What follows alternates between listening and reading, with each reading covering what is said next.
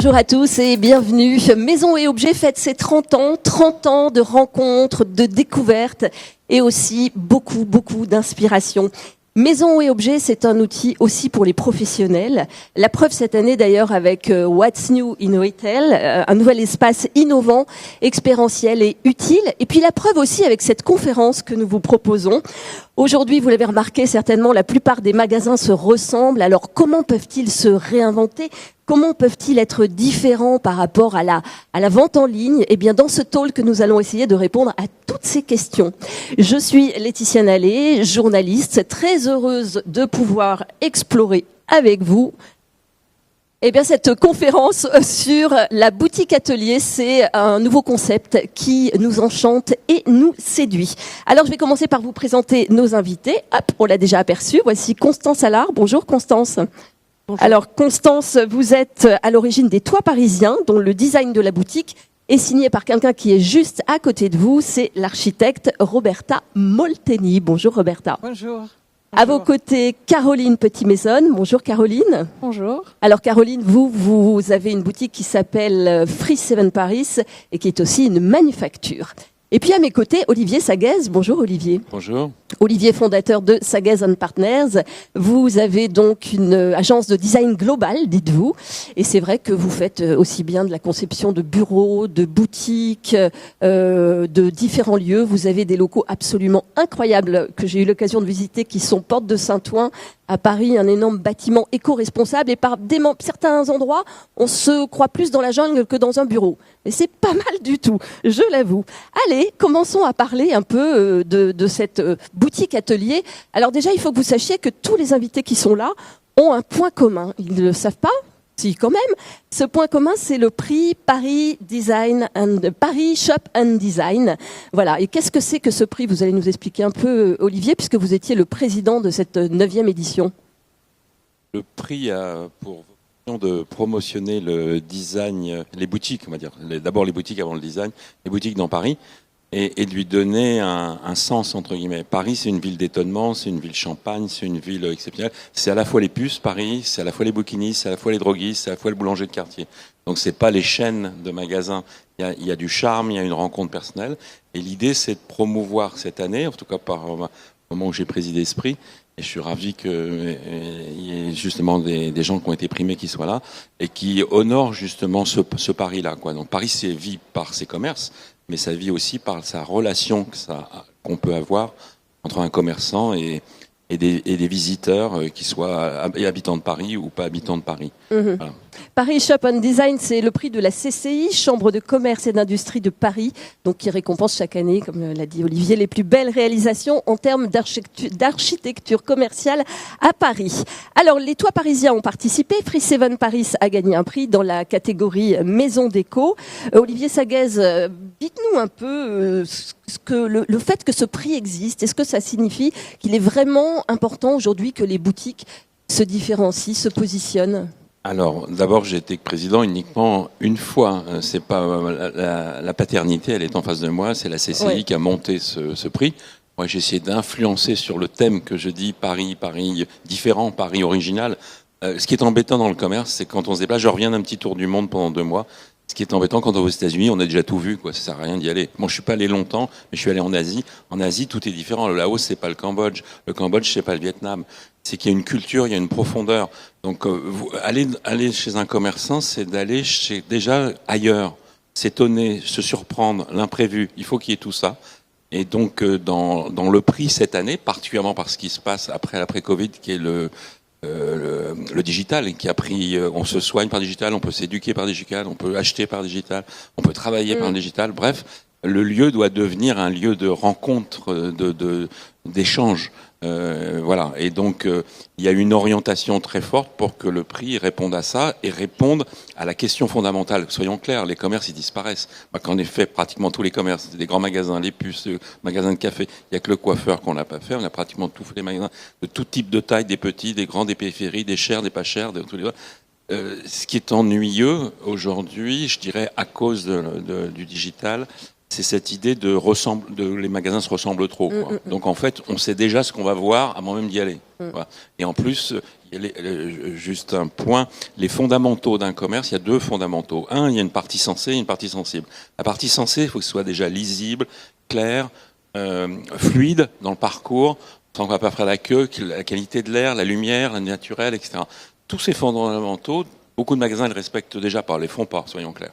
Et les deuxièmes, après, c'est la partie sensible, c'est la partie, on se regarde dans les yeux, c'est la partie échange, la partie manufacture, la partie relationnelle, informelle, qui est pas prévue, il se passe quelque chose, je rencontre quelqu'un qui n'était pas prévu, qui me parle que lui-même a acheté le produit, on a fait un essai, ça fonctionne. Ouais. Voilà. Et ça, aujourd'hui, il faut le développer. C'est ce que ne fera jamais une machine, ce que fera jamais l'IAE. Et ce relationnel exacerbé, c'est le rôle du magasin. Il faut penser quand même que les Grecs nous ont envahis, ou les Romains, par les magasins. C'est les comptoirs qu'ont créé la civilisation. Mais les comptoirs, c'est un endroit d'échange. Voilà. Alors justement, on parle sensibilité. On va découvrir déjà les toits parisiens avec cette vidéo qui a été réalisée donc pour ce concours Shop and Design.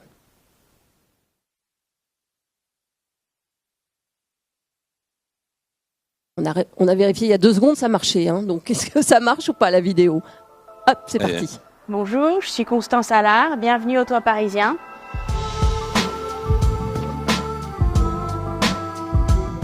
C'est une boutique atelier consacrée au toit parisien qui vend des objets de décoration et qui met en avant le travail de couvreur à travers des ateliers.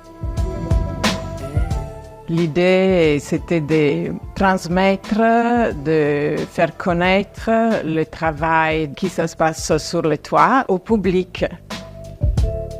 Tous les mobiliers ont été faits sur mesure. On a 2 tables. Un, c'est l'atelier de travail où un maître couvreur explique aux clients comment tailler l'ardoise.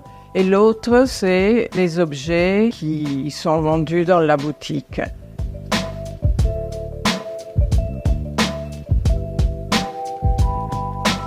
Voilà, ça c'est un petit aperçu rapide. Racontez-nous un peu l'histoire, Constance Allard. Qu'est-ce que c'est que les toits parisiens? Comment ça a commencé? Ça a commencé sur une idée de Cyril Venturini, qui dirige une société de couverture parisienne, familiale, qui s'appelle La Louisiane, et qui voulait mettre en valeur le geste de couvreur zingueur, qui est un patrimoine. Tenez bien votre micro comme ça, très proche, pour qu'on vous entende bien. On le voit là, Cyril. Hein. Voilà, exactement. Et c'est donc un patrimoine, il voulait le mettre en valeur. Et il était désolé, navré de voir qu'au cours d'une restauration, on pouvait jeter les ardoises pour les remplacer sur un toit. Donc il a voulu les récupérer et proposer de faire des ateliers pour découvrir ce geste. D'accord, donc c'est une boutique atelier, on y va. Et qu'est-ce qu'on va fabriquer avec ces morceaux de toit parisiens? L'idée, c'est de repartir avec un vrai morceau authentique de toit de Paris, parce que ça a fait partie du paysage des toits parisiens. On fabrique soi-même, on taille, on façonne un objet. Alors ça peut être un écusson, un rond, un cœur qu'on peut garder, qu'on peut offrir. C'est vraiment un objet personnel de Paris. Et même plus profondément de Angers, parce que c'est des ardoises anciennes, des ardoisières d'Angers, qui ont fermé il y a 10 ans. Donc on n'en trouve plus de cette ardoise. Donc ça devient un objet presque précieux, une pierre précieuse. Et la revalorisation finalement d'un matériau, on est là aussi dans le respect finalement on de ne le la jette planète. pas. On jette pas. On l'a sauvé de la benne. Et là, on a demandé à Roberta Molteni un sacré challenge de créer une toiture dans un magasin. Oui, le souhait de M. Venturini, c'était justement d'avoir un toit. Et surtout avoir un toit sur lequel les visiteurs pouvaient se promener. Après, une toiture verticale alors. On le voit là. C'était une balade sur le toit et j'ai pensé d'avoir pas forcément un toit au sol, mais un toit dans la boutique sur lequel on peut voir comment les toitures sont construites. D'accord, vous avez respecté le mode de conception. C'est un toit non fini, parce que l'idée c'était de donner un aperçu aux visiteurs de quelque chose qu'ils ne peuvent pas voir, que ce qui se passe sur le toit. Donc, de rentrer et d'avoir cette scène où il y a des éléments qui font partie de la toiture et une partie de ardoise qui a été posée, pas la totalité, dans la façon que les personnes qui visitent la boutique puissent aussi demander, s'intéresser à comment... Je pense que c'est ça, la curiosité, faire venir les gens par curiosité. Et c'est donc une boutique atelier. On voit ici, on en reparlera, toute l'organisation que vous avez mise au point, avec évidemment des matériaux assez naturels. Parlons de vous maintenant, Caroline. Vous avez créé cet endroit Free 7 Paris. Eh bien, on va d'abord regarder la vidéo pour découvrir ce que vous y faites.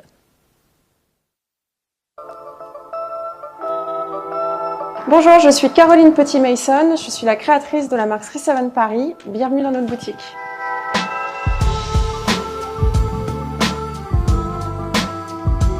Le concept est justement de pouvoir offrir aux clients une très jolie boutique pour venir choisir de la vaisselle et qu'ils puissent comprendre en un seul clin d'œil que tout est fabriqué sur place.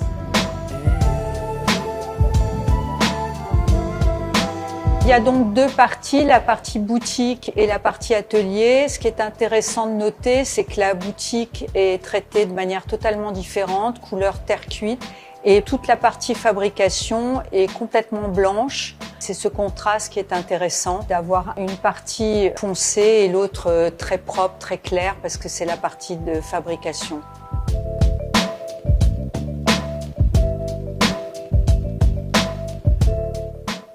Chez vous, Caroline, la volonté de départ, c'était vraiment de tout faire soi-même, d'être en circuit court.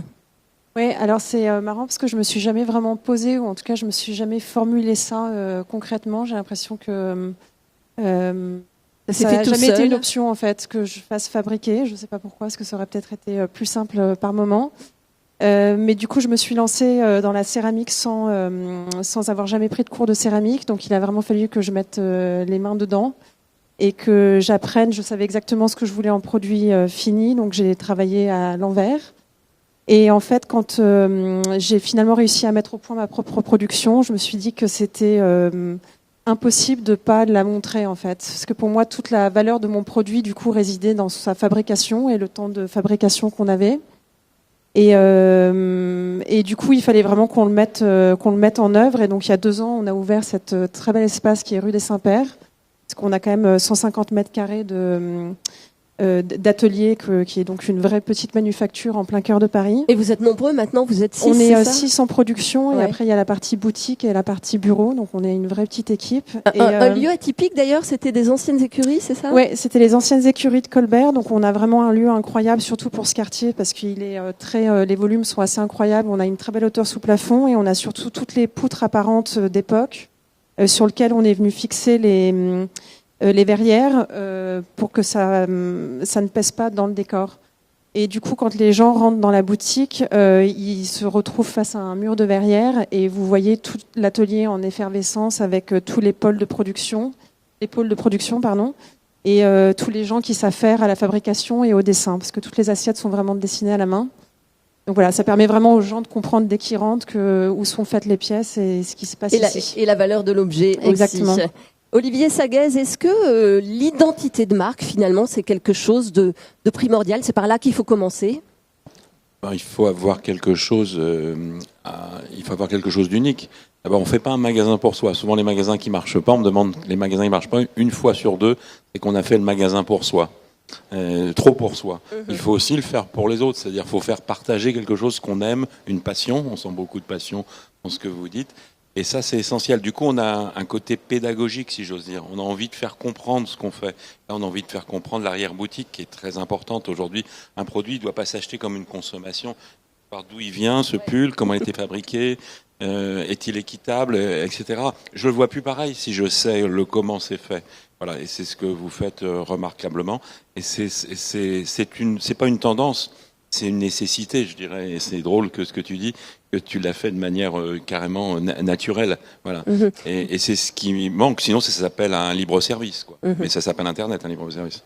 Voilà, la différence c'est peut-être là, c'est redonner du sens finalement à ce qu'on fait. Constance, vous, l'identité de marque, vous y avez pensé? Je ne crois pas.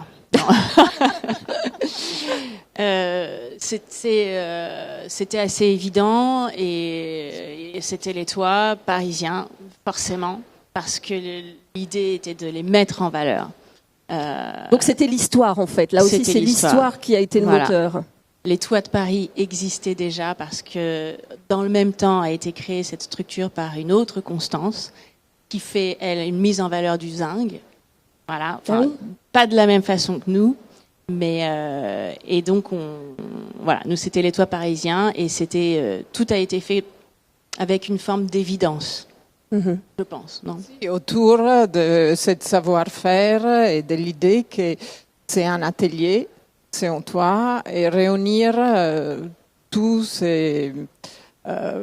L'univers. tout cet univers. Ce qui est dit pas aussi, ce qui est l'endroit où il est, la boutique, la rue Oui. où vous êtes. Ça. Oui, Elles sont juste à côté des compagnons du devoir. C'est-à-dire qu'en fait, le C'est temple vrai, de la valorisation des métiers est juste là, quoi. Donc il y a Ça a les du sens. charpentiers, les Mm. couvreurs. C'est quand même les métiers nobles. Moi qui suis architecte designer, les métiers nobles, c'est celui qui fait le toit, celui qui fait la charpente.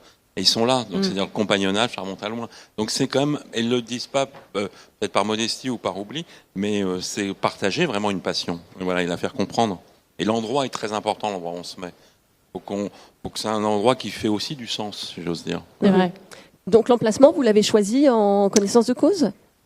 Oui, alors même, c'est Saint-Paul, mais l'agent s'était trompé, avait mis Saint-Gervais. Et Saint-Gervais, c'est vraiment les compagnons. Et alors moi, évidemment, c'est là qu'il faut. Bon, on est un peu à côté, mais effectivement, ça faisait beaucoup plus de sens. Mhm. Et la boutique elle-même avait vraiment quelque chose. Avec cette devanture en bois. Enfin, voilà, C'était on quoi était tout de avant suite cette boutique? une boutique de vêtements, du Nord. Oui, mais historiquement, ça ne devait pas être des vêtements. Non, c'était un bar, café, mais il y a longtemps. Mhm. Ouais. D'accord. Que Roberta donc a métamorphosé. Caroline, alors vous, l'identité de marque, vous y aviez pensé ou pas? Non, j'ai pas fait, je l'avais pas écrit. Donc non, si j'avais vraiment j'avais une idée très précise de ce que je voulais en vaisselle. Il y a Quand beaucoup même. de vaisselle que je trouve très belle et que je trouve impossible dès qu'on met de la nourriture dedans, parce qu'il y a trop d'informations en couleurs, en tout. Ah d'accord, donc vous vendez de la vaisselle en disant celle-là, on peut rien mettre dedans. Non, elle est mais trop par exemple, il y a belle. beaucoup de vaisselle, je trouve très beau de dresser sur les tables et avec Ouais. la couleur, je trouve pas forcément des vaisselles de couleur, mais de temps en temps, je trouve qu'il y a trop de choses. On met une tomate dedans, il y a déjà de couleurs et je trouve que ça perd tout. Donc moi, j'avais vraiment cette obsession, c'est que parce que je cuisine beaucoup et je voulais absolument que ma vaisselle sublime ce qu'on mettait dedans. Je voulais que la plus simple, tomate, basilic, huile d'olive, ait l'air bien. Et en fait, ce qu'on ne trouve pas comme couleur, ou très peu en tout cas dans l'alimentation, c'est le blanc et le noir. En vrai, c'est ivoire et anthracite, la vaisselle, mais pour faire plus simple. Et du coup, je voulais un espèce de monoproduit qui fait qu'on peut déployer les collections à l'infini et avoir des collections assez permanentes. Et du coup, donc j'avais en tout cas cette identité de l'ivoire et de l'anthracite qui était très définie. Et en fait, j'ai brodé autour de ça depuis le début. D'accord. Olivier, vous l'avez évoqué, vous revenez d'un long voyage. Et là, ce sont des images C'est pas de mon inspirationnelles. C'est voyage. pas votre voyage. mais C'était voilà. avant de partir. Ce justement. sont des belles images Ça, qui c'est au font Maroc, rêver donc, c'est avec au de la Maroc. couleur. Ce que je trouve Alors- marrant, c'est qu'ils vendent des tissus, ils les ont mis sur des parasols. Il y a en même temps un peu d'humour, un peu de clin C'est d'œil, beau, hein. toujours dans l'idée de partage, voilà. Il y a de la gaieté, je trouve, Voilà. tout de suite. On a envie d'y aller. C'est quoi votre constat? Alors, vous l'avez dit, donc les boutiques se ressemblent trop, mais peut-être que vous avez identifié des choses qui peuvent être intéressantes, les personnes qui ont des boutiques ici peuvent peut-être s'en inspirer. Je pense, alors quand on a des boutiques, et souvent on me le demande, et même des fois dans des lieux de vacances, quelqu'un me repère, et bon, puis après je me fais... En vacances, on l'amitié. vous tape sur l'épaule, là, je vous ai Ça m'a- reconnu. Non, mais parce Filez-moi un coup de que main. il y a des gens qui professionnellement me connaissent, voilà. Bon, bref. Mais un des premières choses à faire quand on doit, si j'ose dire, augmenter ses ventes, soyons clairs, faut parler comme ça aussi, c'est de faire les fondamentaux qui sont souvent pas trop bien faits et avec le temps qu'on glissait. C'est-à-dire la fluidité du magasin, la fluidité du parcours des clients, la fluidité aussi de l'encaissement, par exemple, ces choses importantes. Les gens peuvent être fatigués. La qualité même du parcours, de la façon d'organiser ce parcours. Est-ce que les gens sont pressés, peuvent avoir 10 minutes, mais aussi déstresser les gens sur trop de son, on entend la rue, c'est pas clair. l'affichage des prix, c'est trop petit, c'est pas clair, l'information est pas précise et tout, etc. Toutes ces qualités intrinsèques de base, souvent, sont à corriger. Déjà, si on corrige ça, c'est 10-15% de plus, hein, soyons clairs. D'accord. Un magasin, c'est pas faire un spectacle une fois, c'est de le faire 300 fois dans l'année. Donc, il faut renouveler aussi la chose. La vitrine, le point d'impact, les points focus. Si on fait une bonne vitrine, on peut augmenter de 15-20% tout de suite la fréquentation, etc. La table d'appel, c'est un métier quand même qui a beaucoup de rigueur. C'est pour ça que je parlais de sensé. Faut le comprendre. Surtout quand on a 500 magasins ou 1000 magasins. Voilà. C'est une petite horlogerie. Après, on peut faire la partie sensible. Et la partie sensible, elle est pas sur un air du temps. Elle est en fonction des produits qu'on a. Bien sûr, il faut que les produits soient justes. Il faut qu'ils soient adaptés à une clientèle et à un prix juste. Et voilà. Après, c'est qu'est-ce qu'on a envie de faire partager de la sélection des produits, de l'offre des produits. En l'occurrence, là, c'est assez clair. C'est beaucoup plus compliqué pour le faire pour un marchand de chaussures, des vêtements, par exemple, voilà, où il n'y a aucune expérience, soyons clairs. La seule expérience qu'on a, c'est bonjour ou pas, etc.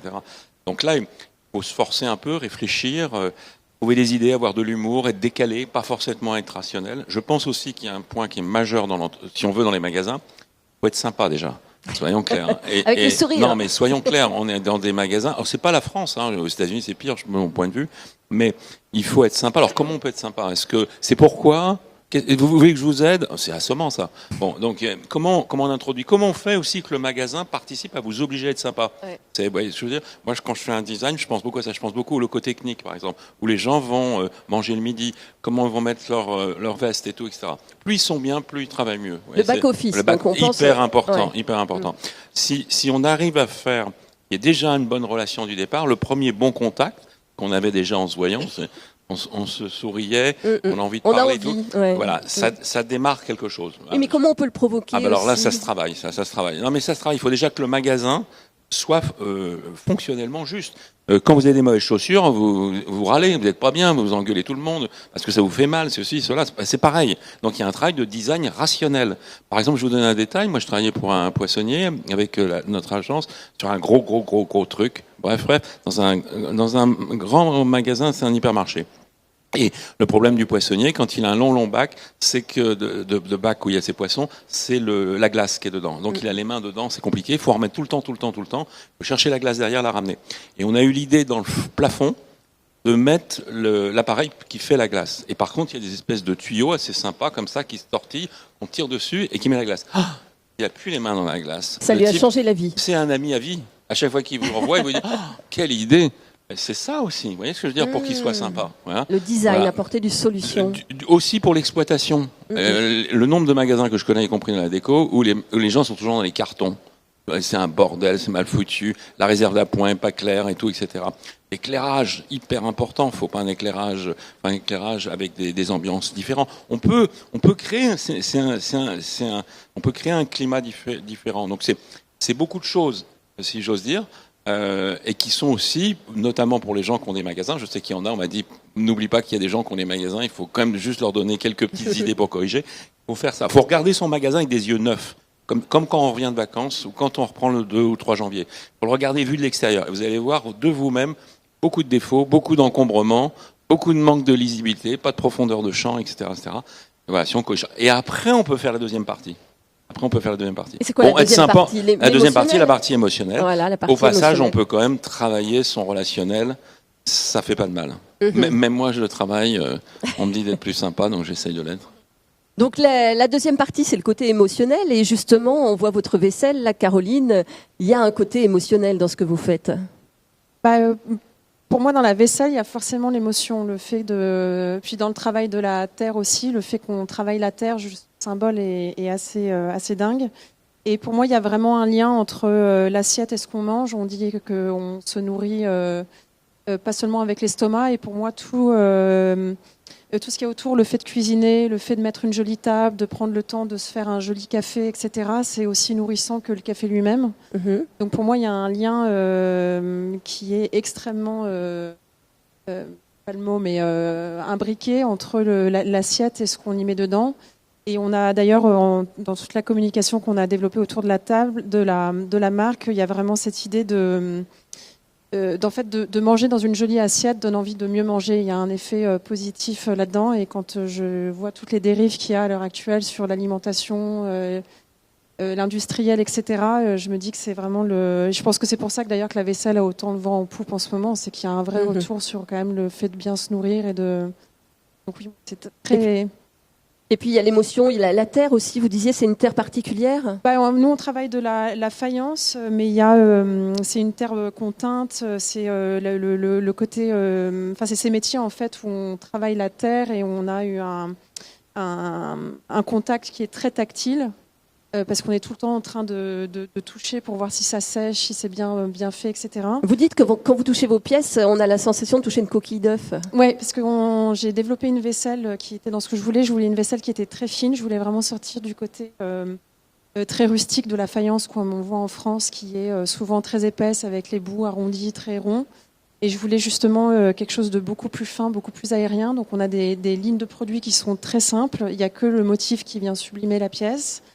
Et on a effectivement des pièces très fines. On a l'impression de tenir une coquille d'œuf dans la main, qui apporte toute la notion de délicatesse et de tactile justement au produit et à la marque.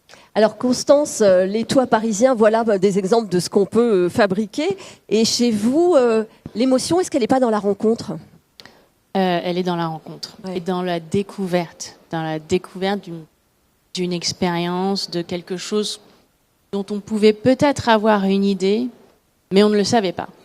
Et là, on découvre quelque chose d'évident qui est sous nos yeux tous les jours, et c'est assez amusant de voir des gens avoir des réponses à des questions qu'ils n'avaient pas en rentrant. Je sais pas si vous voyez ce que je veux dire. On ne savait pas que ça existait. Déjà, par exemple, on repart avec un morceau de toit, mais un morceau de toit de quoi ?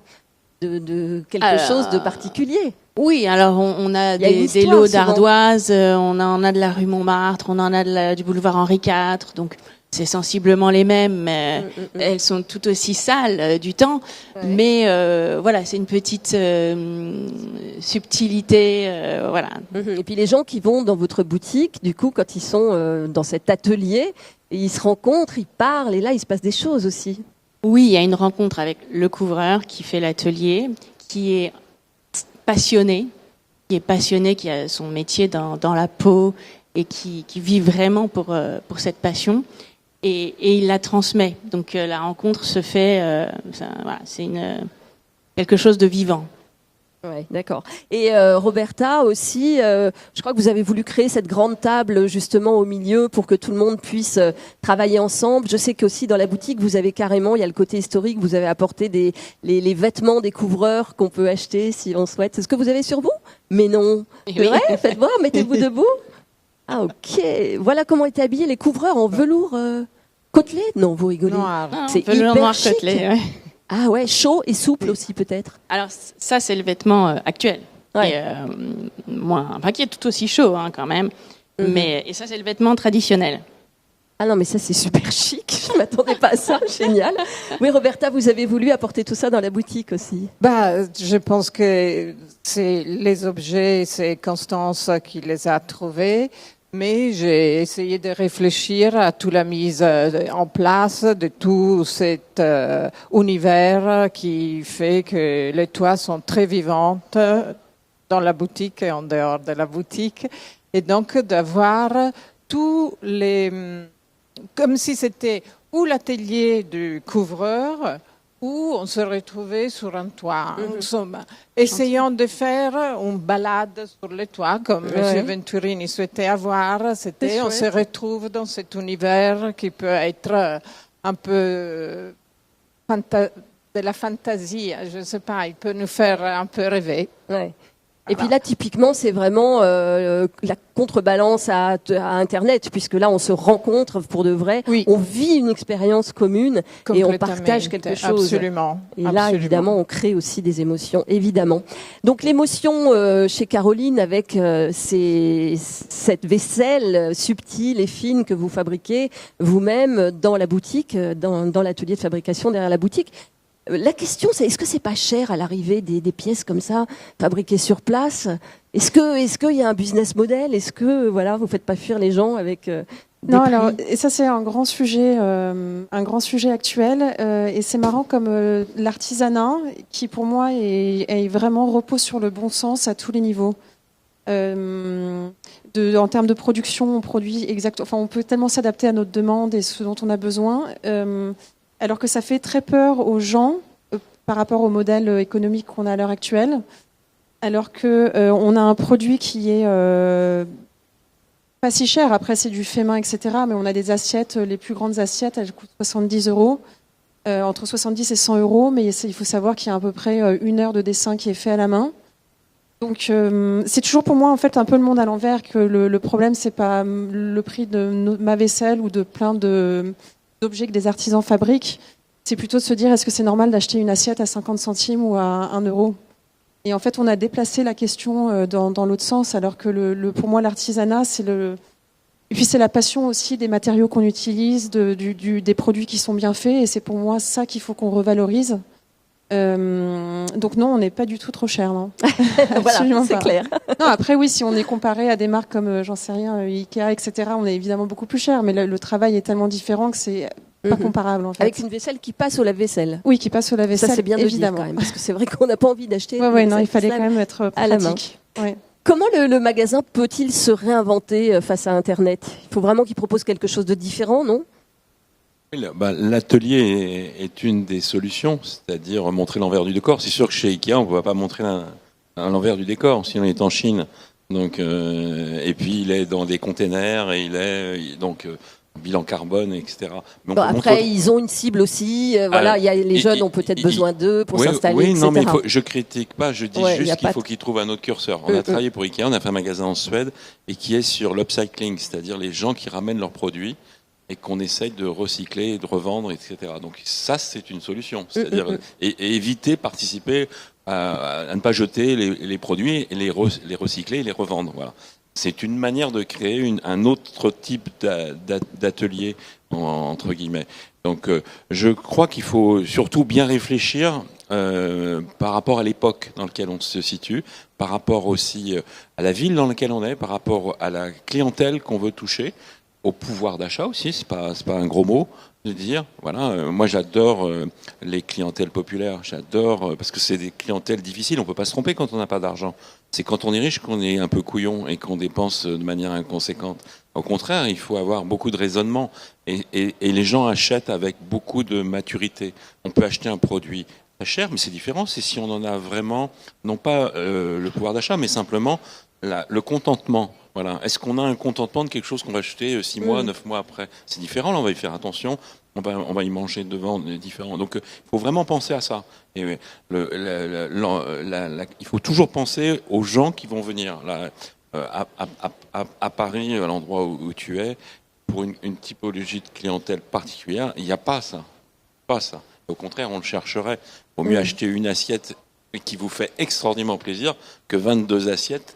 On aura, encore, on peut en acheter 2 parce qu'on est a priori, mais peut-être qu'on n'aura pas les 20 autres convives. Il y a vraiment beaucoup de bon sens pour mettre à plat qu'est-ce qui peut convenir aussi, pas forcément au plus grand monde, mais à un certain monde, à la cible, à une cible bien précise, qui vous correspond. Là, par exemple, c'est un magasin qu'on avait fait pour Nature Découverte en Paris, qui est au Marais. Et qui était dans un ancien, une pierre des Vosges, qui était un ancien bureau de la sécurité sociale, peu importe. Et par exemple, mon client qui est très en rapport avec la nature, parce que c'est vraiment le sujet, il voulait remettre des fausses plantes et tout. Il a dit non, on va travailler avec un artiste, il va lui reprendre, ça c'est du bois peint dessus, avoir un geste poétique autour de ça. Et quand on a fait l'œuvre, le magasin ouvrait, donc c'était devant les gens. Et il vient de temps en temps, parce que les gens touchent, pour remettre lui-même quelque chose. Ouais. Donc c'est devenu, si j'ose dire, une petite scénette de temps en temps, ça peut être là. Non, il faut vraiment penser aussi aux autres quand on fait son magasin un minimum, quoi. Même si on a une passion très forte. Mais alors, tout à l'heure, vous évoquiez l'émotion, et ça, j'ai envie de revenir là-dessus, parce que vous m'aviez raconté au cours de votre voyage que vous aviez identifié comme ça des petites choses un peu surprenantes, comme par exemple une personne qui avait son chat dans la boutique. Alors ça, non, je l'ai vu dans une autre. Il y a longtemps, j'ai travaillé pour Galeries Lafayette et Lafayette Maison. J'ai 2 petites histoires rigolotes à vous donner. Et donc, je cherchais des inspirations. Et j'aime beaucoup les pays nordiques. Donc, j'étais en Hollande avec une copine hollandaise. Et puis, tout d'un coup, dans un magasin genre un peu Habitat, pour le donner la taille, à peu près au Conran. Et tout d'un coup, je vois un chat qui se passe dans le magasin. Je me dis, quand même, c'est curieux, mais pourquoi pas. Bon, et puis après, j'aime bien l'imprévu. Et puis, dans un canapé, je vois un autre chat. Alors là, vous voyez, là, je lui dis à ma copine, demande pourquoi il y a des chats. Et on lui répond, c'est parce qu'il y a des souris. On a mis des chats. En fait, c'était faux. C'était qu'ils avaient l'idée, et que je trouve excellente, c'est de dire, s'il y a des chats, c'est que la maison est bonne. Et ce qui est vrai, quand vous avez une maison, il y a des enfants, il y a des jouets par terre, ah tiens, il y a la girafe de trucs, c'est sympa, ça veut dire que c'est une maison chaleureuse. Et c'était pour cette idée-là, c'est ce que je vous parle ça il y a 15 ans. J'ai une autre anecdote. Et puis le chat, ça crée aussi le contact. Ça veut dire un chat, il est dans une bonne maison, sinon et... il se casse, il va ailleurs, quoi. Il va pas chez les imbéciles, il va chez les gens gentils, humains, voilà. Ça donne confiance. Voilà, ça donne confiance. Mais j'ai essayé d'en mettre des chats, j'ai essayé d'en mettre des poissons rouges, j'ai essayé d'en mettre des vraies fleurs, j'ai mis de la poésie. Les gens ont un côté rationnel. Moi, je crois beaucoup à ça. Je crois beaucoup au premier sentiment. Voilà. Mais j'ai une autre anecdote qui est pas purement émotionnelle. C'est je travaillais pour la Fnac il y a encore une dizaine d'années. Et on voulait absolument montrer la passion des gens qui vendent les produits disques ou les produits libraires. Et vous savez qu'ils avaient, comme dans Télérama, des accroches. On a aimé, on n'a pas aimé, etc. Ils disaient qu'on a aimé. Et je voulais absolument qu'ils le remettent en place et qu'on n'entende que les musiques qu'ils ont aimées. Et après, ils veulent en parler non pas générique à la Fnac, mais dans cette Fnac-là. Je connaissais bien le patron, on discutait, on peut s'engueuler. Et un jour, par hasard, je vais à Bayonne. Et à Bayonne, je vois une grande librairie. On m'en avait un peu parlé. Et cette grande librairie, elle était assez simple. Un design, pratiquement pas grand-chose, mais peu importe, il y avait une grande idée. Une grande vitrine à gauche, grande vitrine à droite, qui fait environ... la grande vitrine comme une 4x3. Et il y en a une, il y a marqué « Les livres à absolument pas lire cet été ». Et dedans, il y a les bouquins avec les fiches de lecture pour dire pourquoi ce bouquin est pas bon. Alors c'est bien sûr beaucoup de best-sellers. Les maisons d'édition. Et à côté, il y a les livres absolument lire cet été avec les fiches. Et à l'intérieur des canapés, et vas-y que ça papiaille, et vas-y que ça discute, les lecteurs, les gens qu'on sélectionnait. Ça crée la discussion. On est déjà un sélectionneur. Ça crée une discussion.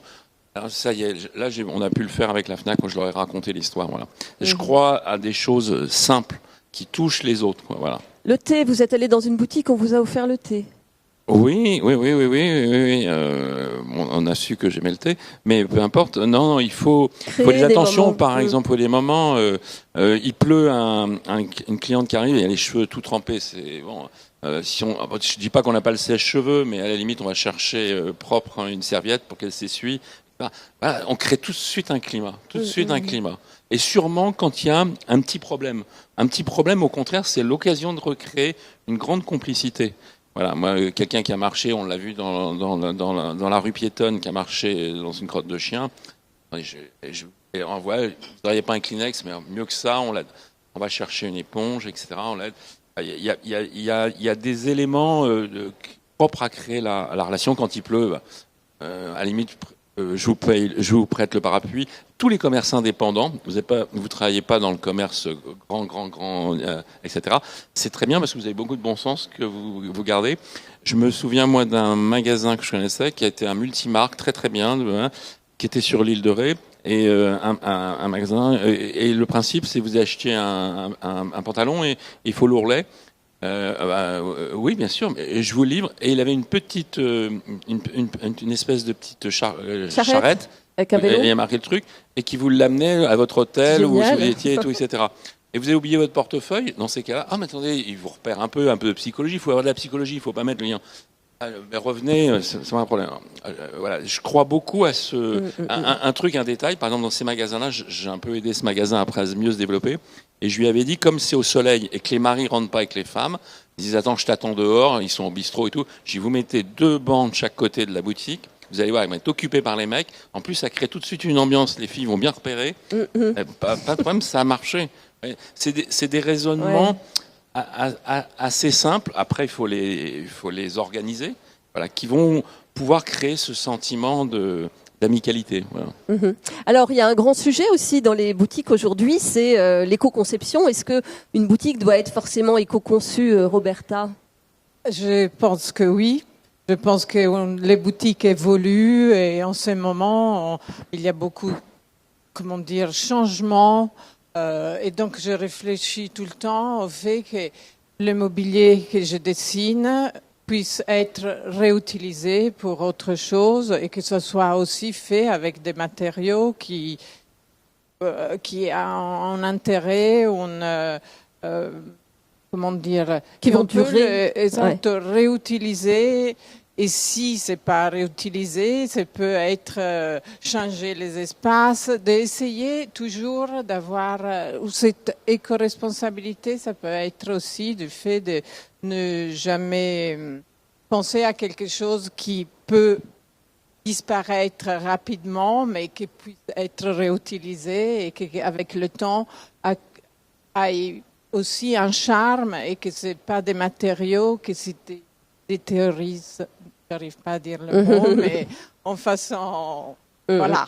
Il y a le temps qui rajoute un charme aux objets, au mobilier et tout ça. Un petit mot sur la vitrine, parce que je crois que vous avez mis un système pour pouvoir changer la vitrine régulièrement. C'est des grands plateaux, c'est ça ? Alors, c'est deux grands plateaux, parce que je pense que la vitrine, c'est le premier regard qu'on a sur une boutique. Et donc, c'est un peu comme une scène de théâtre qui vient changer tout le temps. Et Constance, elle est très forte, elle s'occupe de tout ça. Elle fait des belles vitrines. Exact. Donc, en passant, on se demande, on regarde. C'est une composition, une vitrine, et sur le fond, il y a un scéno, le toit, le mobilier. Et là, on voit le mobilier effectivement de la boutique, donc qui est en bois. Donc, mobilier vide là, mais oui, il n'y a pas les outils. En ce moment, est très riche et rempli d'objets. Il y a beaucoup de choses. L'éco-conception, c'est important aussi pour vous, Caroline? Ah ouais, moi je pense qu'on peut plus faire autrement, quoi. Je pense que et puis c'est aussi, je pense que ce qui nous émeut quand on regarde des villes ou comment les choses ont été construites avant, c'est le souci du détail, des bons matériaux. Et je pense que c'est vraiment grandement nécessaire. Et vous allez plus loin, vous réfléchissez aussi à l'éco-conception pour la fabrication? Alors, en fait, ça vient un petit peu avec la céramique. Je dis toujours qu'un atelier de céramique, c'est un écosystème à lui-même. On a un grand espace, mais on n'a pas mis de chauffage dedans parce qu'on a la chaleur des fours qui va sécher l'air. L'humidité, les pièces sont très sensibles à l'humidité pour les histoires de séchage, etc. Donc, on a vraiment besoin de la chaleur des fours pour sécher l'air. Et donc, il y a vraiment une sorte d'écosystème qui se crée. Et d'ailleurs, toute la manière dont on a conçu la chaîne de fabrication, qui suit, c'est des espèces de petits compartiments d'ateliers dans les verrières, qui suit une vraie logique justement pour ces histoires de séchage et l'air qui circule, etc. Donc on est complètement dedans, mais je pense comme beaucoup d'artisans, on travaille avec des matières vivantes et il faut s'acclimater l'environnement dans lequel on travaille, quoi. Alors, j'ai envie de dire, quels conseils on donne aux personnes ici présentes qui ont des boutiques et qui veulent se lancer, ou qui veulent les améliorer, ou qui veulent les changer? En quelques mots très rapides. Quelques mots très rapides. Je pense c'est prendre du recul déjà. Voilà. Ouais. C'est de se regarder soi-même avec, non pas dans la glace, mais avec ce recul. C'est l'essentiel, voir d'autres choses, mais qui ont des fois aucun rapport, pas les concurrents. Pour voir pourquoi vous avez été intéressé, pourquoi il y a suscité quelque chose. Voilà. Je pense que ce qu'on voit avec la boutique atelier, c'est en gros, on ne fait pas que vendre des produits avec passion, on prend aussi le temps d'expliquer d'où on vient, et comment c'est fait, et pourquoi c'est intéressant. L'éco-responsable, moi, c'est mon combat, donc je ne vais pas en changer, mais j'essaie de le faire avec passion, parce qu'il faut entraîner les autres, vous voyez, je veux dire, de le communiquer. Donc c'est tous ces éléments-là qui permettent de revoir son propre projet. Une boutique bien refaite, mais non pas forcément en tout refaisant, soyons clairs, souvent c'est 20-30% d'augmentation. Ça vaut le coup. Et plutôt que de faire juste un petit coup de blush, il faut peut-être passer à la chirurgie. Et là, pour le coup, il faut du recul. Ça vaut le coup. Et ça vaut le coup aussi de poser des questions. Maintenant, si vous avez envie, profitez-en. Vous avez des experts qui sont là, réunis pour vous. Donc, si vous avez des questions, n'hésitez pas à lever la main et on viendra vers vous avec un micro. Est-ce qu'il y a une question qui se dessine? Pas tout de suite. Comme ça, j'en profite pour... Oui, Constance. J'en profite. Vous m'aviez parlé de quelque chose aussi, Olivier, j'avais adoré. Vous êtes allé dans une boutique et il y avait une dame qui avait, je crois, mis des cadres de photos avec ses petits-enfants. Oui. J'aime beaucoup aller chez les gens. On pourrait presque avoir vos photos ou ton chien éventuellement dans la boutique. Oui, c'était une boutique de déco et elle voulait montrer à travers ça que la maison était pensée pour une famille. Pensée avec des enfants, un mari grincheux, mais qui était etc. Donc elle avait fait par elle-même, si j'ose dire, les fondamentaux de ce qu'elle pensait bien pour créer une bonne maison. Parce qu'en gros, faut pas vendre que du beau, faut vendre du bien et du bon. Voilà. Et ce que vous disiez, c'est que ça crée le lien aussi. Ça crée le lien. Ouais. Voilà. Mais oui. Ce que je trouve marrant avec ce concept de boutique atelier, où on entend c'est la nouvelle tendance, etc. Mais en fait, on fait que reprendre ce qui a été fait les boutiques d'il y a quelques décennies et qui était juste basé sur le petit commerce de quartier, le savoir-faire. Parce qu'aujourd'hui, il n'y a plus que des boutiques de vêtements, de bijoux, etc. Mais avant d'avoir la boutique sur rue avec l'atelier de fabrication derrière, c'était ce qui se passait toujours. Mm-hmm. Et donc, je trouve ça très positif de se dire que... Pour moi, il y a vraiment une notion de bon sens dedans, qu'on revient à ça, parce qu'il y a quand même quelque chose qui est encore une fois dans l'insensibilité par rapport aux clients qui passent, qui sont forcément plus émus de voir ce qui se passe dans nos boutiques, d'observer en fait, parce que tout le monde est toujours intéressé de savoir comment les choses sont faites, et donc il y a un peu une fascination et quelque chose qui nous rappelle un temps il y a un appétit de voir le back-office. De voir comment c'est fait. C'est-à-dire que regardez comment les gens visitent les usines pour comprendre. Moi, je travaille pour l'usine Michelin à reconfigurer. Et c'est un plaisir de voir. Je vois plus les pneus de la même manière. Moi. Je vérifie que j'en ai des Michelin, j'en ai pas, mais la prochaine fois, il faut que j'en prenne. Ça, c'est super important. Regardez les boulangeries. Maintenant, on voit pour la plupart, c'est Paul qui l'a fait le premier, on voit le pain, on voit le four. La fabrication. C'est de l'eau, de la farine, du feu, et qui font le pain. Voilà. Et c'est des mains aussi, et derrière c'est le champ de blé qu'il faut avoir. Et ça donne envie. On le voit plus pareil, on le voit plus pareil l'assiette. Mm-hmm. Ça c'est un changement qui date depuis 15-20 ans. L'atelier revient en force, mais c'était pour question de logistique qu'on faisait voir que les produits. Voilà. Je voulais rebondir sur au-delà du commerce, de la vente. Au-delà de la vente, nous on est vraiment dans le commerce, dans le sens de l'échange. Et on échange une expérience. Et nos deux boutiques ateliers sont assez complémentaires parce que vous êtes dans la fabrication circuit court local et les clients viennent acheter sur place. Nous, les clients viennent pas acheter sur place parce qu'ils viennent pas voir l'atelier de l'artisan parce que l'artisan travaille sur les toits. Mais c'est un atelier uniquement pour les individuels, le public, pour qu'ils puissent lui-même essayer. Donc c'est des expériences complémentaires et on travaille sur des matériaux naturels. Vous réunissez les 4 éléments. Ah oui, l'eau, la terre, le feu, de la terre, de l'eau, de l'air, du feu. Et nous, on est avec de l'ardoise, du zinc qui vient de minerai de zinc et du bois. Alors, est-ce qu'il y a des questions? Vous avez envie de poser une question ou pas? Non, c'est bon. De toute façon, on nous fait signe que c'est déjà l'heure. Donc, merci beaucoup à vous tous d'avoir suivi cette conférence. Merci aux intervenants. Je rappelle que 30 000 boutiques visitent le salon chaque saison. Alors j'espère que cette conférence vous a éclairé sur l'avenir des boutiques qui, pour résumer, ont tout à gagner à devenir des lieux de vie et d'échange. On vous propose de continuer à vous inspirer, évidemment, en visitant le salon Maisons et Objets. Vous êtes sur quel hall 4 Non. Hall 4, J63 pour voir 37 Paris. Merci beaucoup à vous tous. On vous souhaite une très très bonne journée. Prochaine conférence. Merci. Tout de suite, ça ne saurait tarder. Au revoir.